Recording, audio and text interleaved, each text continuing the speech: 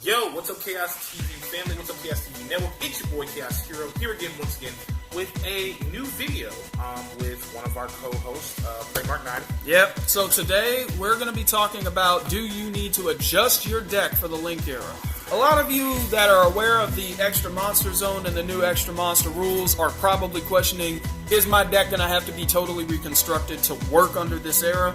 That's not necessarily true. Now, for those of you that don't know about the Extra Monster Zone, Chaos Hero did record a video where he talked about this, but just a brief recap. If you summon any monster from the extra deck, you have to put it in the Extra Monster Zone. It has been stated that these zones do not exclusively belong to either player until they are occupied. If you occupy one zone with a monster summoned from the extra deck, then the other one goes to your opponent. That one is theirs. While a zone is occupied, whoever controls that monster, it is considered part of your field. But if a monster in the monster zone in the extra monster zone would leave the field for whatever reason, like for example, if the monster were to be destroyed, and then for whatever reason resurrected, it will go to the main monster zone. If it is control switched with a card like and such as Mind Control, it will go to the main monster zone when its control switches, and when it returns to the other player, it will return again to the main monster zone. If a card is banished temporarily with the effect of cards such as Shooting Star Dragon's own effect, Red Nova Dragon's effect, Interdimensional Matter Transporter, it will banish and then return to the main monster zone. The short answer is, if it leaves the extra monster zone and it comes back, you put it on the main monster zone. That's the rule of thumb. Now, if you're playing a deck where you summon from the extra deck, you may be thinking, do I have to now change my whole deck because I'm only allowed to play one monster from the extra deck at a time? Maybe you do, maybe you don't. If you're playing a deck that summons from the extra deck sparingly, where you don't do it very often, you probably don't need to worry. If you're playing a deck where you ride off maybe one Synchro Fusion and or Z's, whatever it is that your deck plays. If you only ride off one of them for a while, and then when it gets destroyed, you're like, that's okay, I'll get another one later. If your deck works that way, you probably aren't going to have that much of a problem. If you have a deck, however, where you summon from the extra deck very frequently, or if that's a very pivotal point of how your deck operates, then you're going to have some problems, obviously. So the question is, how do you adjust to this? First of all, let's go with the obvious discussion about whether or not pendulum players are going to be affected. As you know, the pendulum scales have been moved to the spell and trap zone. The ones on the farthest right and the farthest left have been changed so that they count as spell and trap card zones while unoccupied, but if a card is placed in the pendulum zone as a pendulum scale, it is exclusively a pendulum zone until further notice. Now that being said, if you're playing pendulums, you can only have up to 3 back rows behind that, and that in and of itself is kind of annoying. And you can still, of course, have your field spell occupied, your field spell zone occupied, but that does still slow down pendulums quite a bit. In addition, if you want to pendulum summon something from the extra deck, even if it's face up, you can only summon one monster at a time that way, and that is very inconvenient. So what is a recommendation that I have for you if you're a pendulum player? Well, strongly recommend invest in hand control. Because summoning from the extra deck is something you're only going to be able to do once per turn, cards that allow you to special summon from the hand are going to be much more important. Pendulum summoning cards out of your hand is probably going to be a more pivotal part of playing pendulums than before. This means that you may need to start investing in cards that you never really thought about before.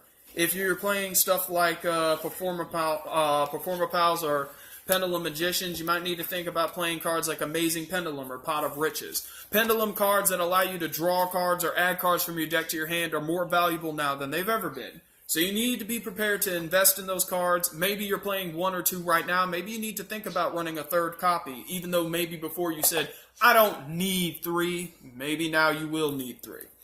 If you are playing a non-pendulum deck, however, and you're worried about being able to summon from the extra deck, here are some options that you may want to invest in. One very good option is ritual summoning.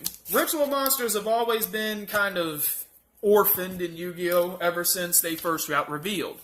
One problem with ritual summoning is that the monsters have to be in the deck, and so does the ritual spell, and for a long time, people have complained and said, they should put ritual monsters in the extra deck. Well now, ritual monsters not only have more access to search cards like, as you see here, pre-preparation of rites, but also Manju of the 10,000 Hands being currently at 3 copies in this current ban list, Ritual summoning is a lot more viable now than it's ever been. If you have considered running a hybrid build of rituals in a deck that you said, I don't need to run rituals, but I could if I wanted to, maybe now you do need to, as much as you may regret to say that. These are things you may have to consider if you want to adjust to the Link era, especially if you have a deck where you constantly, and I mean constantly, summon out of your extra deck. Integrating a ritual format into the engine may make your deck a lot more consistent. If you're playing something else, maybe you need to also consider investing in Nomi monsters. Monsters that are summoned with, that can't be normal summoned or set. Cards like Blackluster Soldier, Envoy of the Beginning, Dark Samorg, and a myriad of other cards may make your deck better. True Kings, Elemental Lords. Monsters that are in the main deck, but are powerful enough to go toe-to-toe with extra deck cards. You may have not considered running these cards, or they might be sitting in your side deck right now because you think to yourself, do I really need to add this kind of stuff to my deck? Do I need to play stuff like this? You say that you don't need to, but now you might have to consider it. It's something that you may have slept on for a while, but now might be the time to bring those Nomi monsters out of your shoebox and put them in the deck box. Moving on, another option that I can recommend is simply learning to invest in Revival. Remember that if you summon a monster from the extra deck and it gets destroyed, you can revive it from the graveyard, and that is something that you might have to consider doing more often than you used to. You might need to remember to invest in cards that use revival tactics, including main deck monsters as well, like Frightfur Sabretooth, as my friend here has shown you. Cards that allow themselves to be special summoned from the graveyard are also extremely effective. Cards like Stardust Dragon, for example. And remember that using cards like these are definitely going to be a little more important than before. You're going to have to consider running extra copies of them. Before, you may have thought to yourself, I've always used this card, but I only kind of have it there as an emergency. I never really have to bank on it like I used to. Those times may change. Good old Stardust might be a main deck card for you now. Sadly, there are some other cards that you may have to consider retiring. Tech Genius Hyper Librarian was one of the most integral synchro monsters in synchro plays for a lot of reasons. Every time either player performs a synchro summon, you get to draw a card after that summon resolves. Most people didn't play Tech Genius Hyper Librarian on the chance their opponent would synchro summon. You played it because you planned on summoning another synchro with him. But because you can only have one monster from the extra monster zone, now you have to consider maybe retiring cards like him. And believe me when I say that, as someone that's been playing the game for a while, and I remember when TG Hyper Librarian was the shit, I am very depressed to see that he might have to go out of my extra deck. But just gives me an excuse to run another Denlong of my Yang Zings. Consider running cards that can self-revive, cards like the Psy-Frame Synchro monsters that can flicker themselves off the field and come back, and other revival cards like Call of the Haunted, Oasis, Dragon Spring, and the new card that came out, Back to the Front. You may need to consider running 2, maybe even 3 copies of these cards, and if you're already running 3, definitely keep them. Revival cards and flickering cards might be a lot more valuable now than you thought. Cards like Interdimensional Matter Transporter might be a main deck card for some of you, a card that a lot of you may have slept on for a while, saying to yourself, do I really need this? Maybe you do. And then on top of that, also, archetypes that use less extra deck and more main deck are actually more valuable, like Monarchs, Cosmos, and also Dinos. So think about pulling some of those Met decks that you said to yourself, I always wanted to build this, but I didn't think it was fast enough to compete with the modern meta. Maybe it's time for you to pull them out again. Dark Worlds have been getting new support, so you might want to think about investing in them. And remember to take a look at Code of the Duelist, because a lot of older archetypes like Trap Tricks, which I was happy about, the Supreme King Pendulum deck, and some other things got some pretty interesting support. Decks that you might have been thinking about building, but you said to yourself, I don't know how consistent it's going to be. Now might be the time to invest in them. And for those of you that are thinking about running structure deck stuff that you said to yourself, yeah, I like how this structure deck works, but I don't know if it's going to be competitive, try it out. Maybe if you got 3, maybe if you got some sitting in your box, you might want to pull them back out again. Investing in the Link era basically just means that you have to consider using alternatives. But let's say all the alternatives that we discussed aren't going to work too well for you. Do you need to play links? The question is, number one, until further notice, the extra deck limit is still 15 cards. So if you want to play link monsters, you may have to consider what would you be willing to take out. Are there monsters in your extra deck that you know in the current format just aren't the way they used to be? Cards like Bahamut Shark, which as Chaos Hero Illustrated can still be used, require to link monsters to work with them. If you're playing stuff like Bahamut Shark and trying to open up plays, it might be time for you to consider running link monsters so you can actually use it. Cards like Shooting Quasar Dragon and Cosmic Blazar Dragon aren't as consistent now as they used to be because they're much harder to get on the field. Are they impossible to summon? Absolutely not. But you may need to consider this. Are you really going to be able to get them on the field as much as you think? It was one thing when we were allowed to have multiple extra deck monsters on the field at a time. Summoning Quasar could be a one-turn endeavor. In fact, I've even seen deck builds where you can summon up to 3 in a turn. So, it seems as if these cards might have to get cycled out and replaced with link monsters. Chaos Hero, do you mind pulling out your link deck so we can take a look at some of those monsters? Of course, I wouldn't mind. Also, there's other ways to actually, if you can't afford it, you can get 3 starter packs, just like I did with the Dinos, and get the starter deck link monster set. Yeah. Now, I will let you know only 2 of the link monsters are actually splashable in modern decks, which are the Code Talker and Link Spiders, which actually splash me once. The only thing that doesn't splash in the Link summoning format is Honeybot. She strictly goes with Cybers. And if you're willing to wait, my suggestion, wait for the Cyber archetype to come out, because I believe that's the main deck that's going to be getting a lot of Link help. The Cyverse type is the new type that was introduced, and although there's not a lot of support for it, it's something that it might get the same type of treatment Xyz and Pendulums got when they first debuted. When they were first revealed, the cards we had were very generic. Some of the newest Link monsters, like Firewall Dragon and Topologic Bomber Dragon, these cards are generic, but they have pretty good effects, but they kind of just splash with anything. And the only actual Link archetype that's in right now is World Chalice. It's the only archetype that can be built around only itself. Trickstars and Gokis are technically a thing, but they're only halfway done right now. If you're going to summon Link monsters, you want to make sure that your Link markers point to your side of the field. Decode Talker is probably one of your best candidates. It does require effect monsters, but realistically, most decks are probably going to be able to make a way to summon him. His link markers point down and to the left, down and to the right, and it does point ahead, which means your opponent can use his link marker to summon a monster from their extra deck to the zone he's in right here.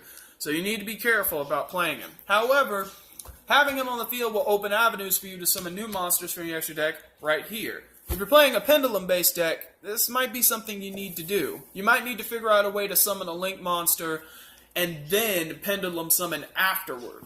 And knowing good number of Performer Pals or Magician monsters are effects, you probably can get Decode Talker out probably in the first or second turn. Exactly. Another thing that you might want to keep in mind is Link Spider is probably the easiest Link monster to summon because its requirement is 1 normal monster. Tokens are always treated as normal monsters, no matter what. A generic token generator like Photon Sanctuary, Fiend Sanctuary, or even cards like Dandelion or the Blackwing Gofu. Or Oystermeister. Or, if you're playing Fish, yeah, Oystermeister. Anything that can generate a token easily in your deck allows you to summon Link Spider with relative ease, because it only requires normal monster. Now, it's not very strong, and its Link monster marker points directly down, so it does point to your side of the field, but it isn't that strong. But if you really need the field presence, you might want to consider it.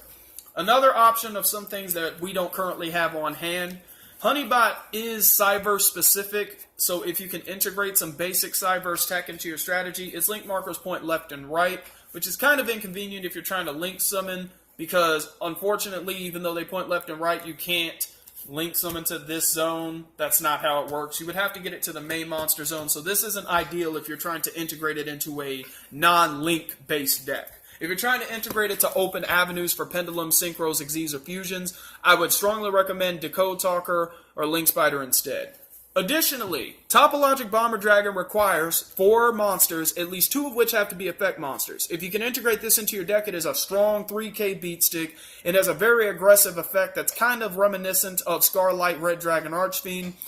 So if you're looking for a strong beater Link monster, you might want to see if you can get your hands on a Topologic. If you're looking for something that does a little bit more of surprise removal, invest in Firewall Dragon. Firewall Dragon, however, also has the same requirements as Topologic, but it is an expensive card to buy as a single. Topologic Bomber Dragon's Link markers are down, down to the right, down to the left, and right ahead. Firewall Dragon's Link markers are literally up, down, left, right, Konami style. Now I just need the A and the B. Another generic Link monster you might want to think about is Mrs. Radiant. It does, well, it's not really generic. It does require Earth materials, but its Link markers point right here. From this extra monster zone, it points down to the right, down to the left. So that means dinos and also Fright Furs, if you guys are still running those, are capable of running them. Not to mention Zodiacs, for those of you that are still playing those. And if you're playing any other Earth-based deck, or at least a deck that has a good amount of Earth monsters, Mrs. Radiant might be just what you're looking for. Like Evil Hero Kokai Mirrors. Which is something he's running. So if you're thinking about integrating Link monsters, you have to ask yourself, recap the following things. Is my deck that dependent on somebody from the extra deck? If yes, then you may need to consider alternatives. Think about investing in ritual monsters or other no-me monsters that are main deck cards instead of relying on your extra deck as much. Consider adding cards to your deck that it can allow you to revive or flicker your monsters so that you can remove them temporarily and get them back.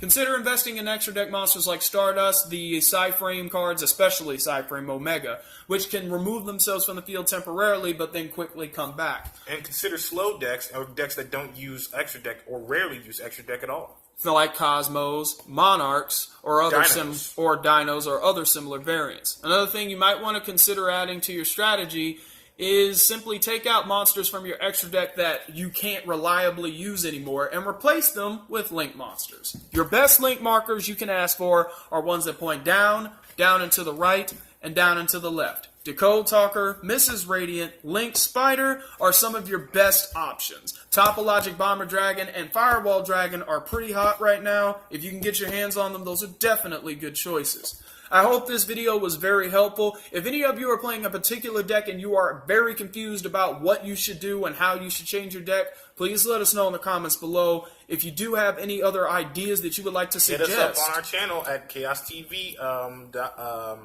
Chaos TV on YouTube, and also if you have a Facebook, we do have a page there called Chaos TV. It's in the link in the description.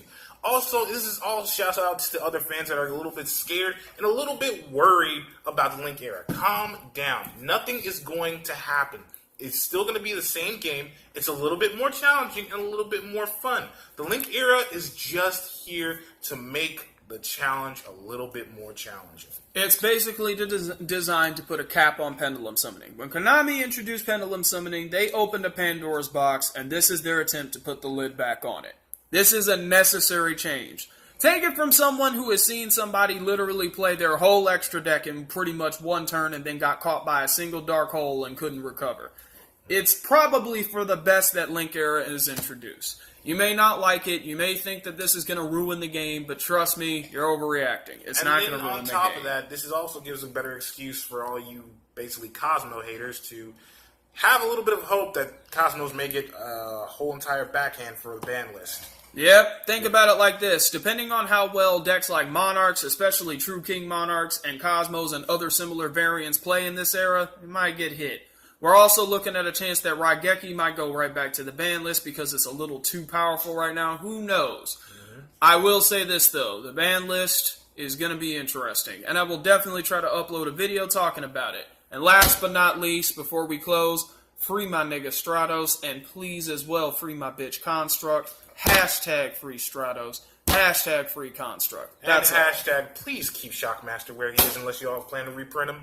Oh, I think Shockmaster needs to stay where the fuck he is. Other than that, this has been Chaos Hero with my boy Prey Mark 9 Hero, and we're out. Peace.